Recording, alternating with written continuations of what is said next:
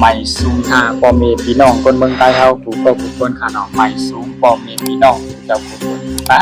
ผู้ทำข่าวเอาคือตอนข่าวใจวันข่าวคือตอนถูกลองนั่นนะครับเนาะวันไม่ได้ก่อแม่นมาในวันที่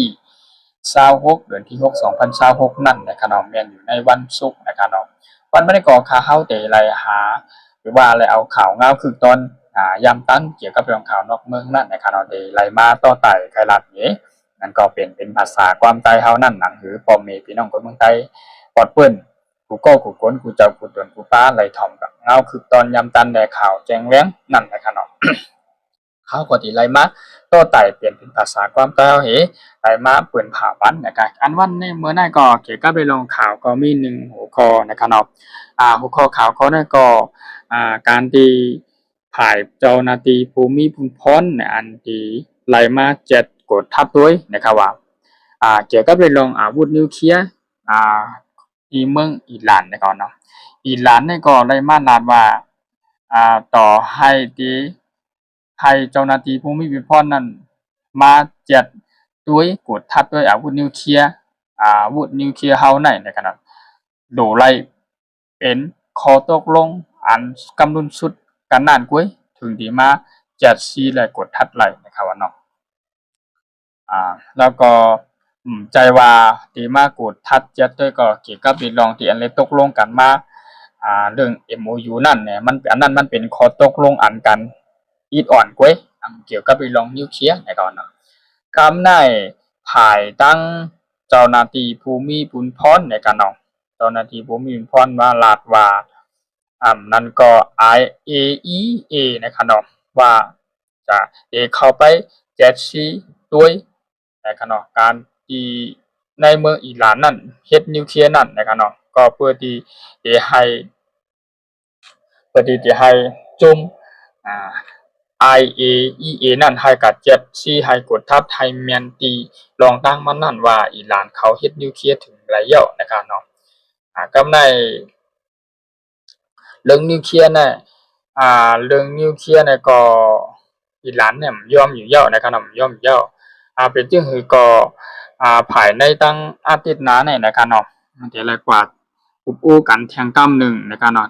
แทงก้ำหนึ่งที่ในนักที่ในเมืองเจนีวานะครับว่าที่สวิตเซอร์แลนด์นั่นก่อนสังเกตว่าอะไรเป็นการตกลงกันดีๆต่อกันในก็ภายทั้งอเมริกันเนี่ยได้ลาดว่า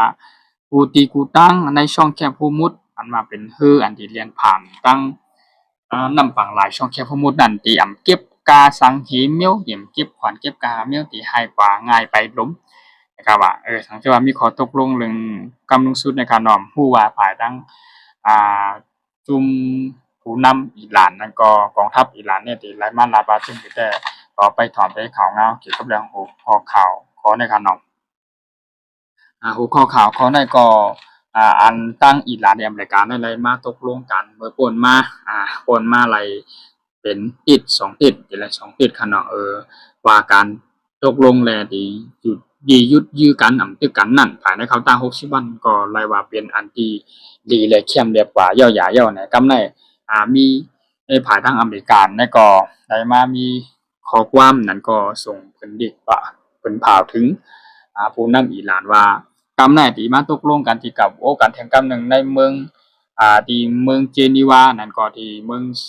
สวิตเซอร์แลนด์นั่นก็แต่ว่าที่อุปลองการนิวเคลียร์นะครับเนาะอุปลองการนิวเคลียร์เนี่ยให้มา7กดทับด้วยนิวเคลียร์เนี่ยจอที่ปันภายตั้งเจ้าหน้าที่มุพพร้อมนั่นก็จุ่ม IAEA นั่นนะครับมีหน้าที่เดียนเข้ากับกดทับ7ด้วยนิวเคลียร์นั่นในจองอิหร่านที่ย่อมแล้วก็ไปด้วยแต่ติดตามข่าววันอันดีว่าถึงในวันตั้งนานเนี่ยค่ะเนาะว่าที่เป็นชื่อปานนั่นนะครับเนาะสังเกตว่าทั้งอเมริกันและอิหร่านได้ตกลงกันเป็นกำลุนสุดแทงข้อตกลงนั่นก็เกี่ยวกับเรื่องนิวเคลียร์เนี่ยก็มันก็ดีตอนตานะครับเนาะมันก็ดีตอนตามึงกูเจ้าคือนะครับเนาะหนังคือปกติอะไรเป็นการตอบโต้เถียงกันกว่าเถียงกันมาแล้วใจหลักนักของกลางอาวุธนิวเคลียร์เหก็เลยมาหลักการใส่เสียงใส่กันขึ้นเสียงเฮียงใส่กันนั่นนะบ่ถึงเลยเป็นที่นั้นนั่นก็ที่หาตั้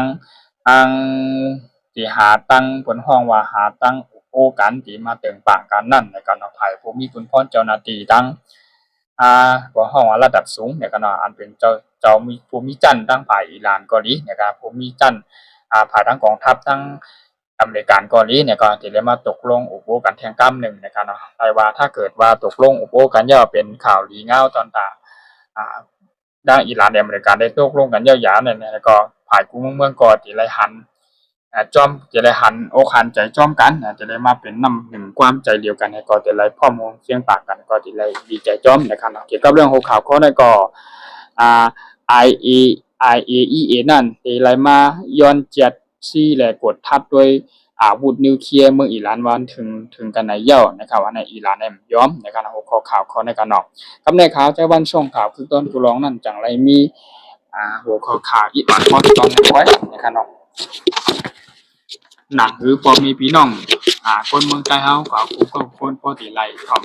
คือตอนยามตันนั่นมีข่าวพอดอีกตอนจึงหือเนี่ยก็ข่าวใหม่ๆแล้วก็ข่าวที่มาอัปเดตลงปันให้พอมีพี่น้องครับบ่ได้ถ่อมข่าวคือตอนยามตันกูกินกูย้ำนะครับในข่าวใจวันช่วงข่าวคือต้นกูร้องนั่นเป็นข่าวนอกเมืองนะครับกำลังก็เป็นข่าวนอกเมืองเกี่ยวกับเรื่องเงาลายนอกเมืองนั่นนะครับเอาที่ปิดบังด้วยกันยื้อกันอยู่เงาลายพวกไข่เขี้ยมนั่นน่ะมีจึงหือข่าวก็ที่เอามา